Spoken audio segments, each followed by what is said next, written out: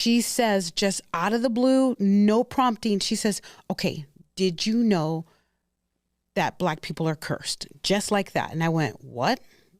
With what? Like a disease? And she's like, no, listen, Black people are cursed. And I said, what do you mean? She said, oh, do you know what happened in the pre-existence? And I said, no. She's like, okay, so I'm going to tell you. So, in the beginning, we were all spirit children. We were with Heavenly Father. There was Jesus Christ. There was Satan. You know how he took a third of people with him? I said, yeah. She said, and then Satan took a third of the host of heaven with them. And then the rest of us went with God and Jesus Christ, but not Black people. And I went, wait, what? And she said, well, in the pre-existence, Black people weren't valiant. And I said, valiant? She said, and they were fence sitters. And I said, what do you mean, like sitting on the fence? Like, I don't understand. She said, listen, this is what happened.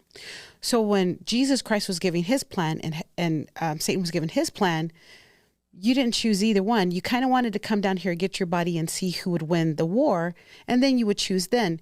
And so you were punished for that. But the good thing is, you're here now. You're baptized, and now you can prove yourself. So you get your body, you live a good life. Now remember, it's going to be hard because of your decision. Your lot in life is going to be really hard, but you chose that. You knew that. You have a veil put over you. You won't remember, but you guys made these choices. You accepted this as part of the plan. You wanted to be Black. You chose to be Black. You chose this trial because you knew you can endure, and you knew that you were going to be rewarded in the hereafter. Not just that, but you were a fence sitter. You weren't valiant. And so it's almost like you're Black because you were lazy or indecisive. But that's what she said. In the pre-existence. Yeah. And I said, okay. But she said, this was her face. She said, but you're baptized now. You can prove yourself. You can endure. You will be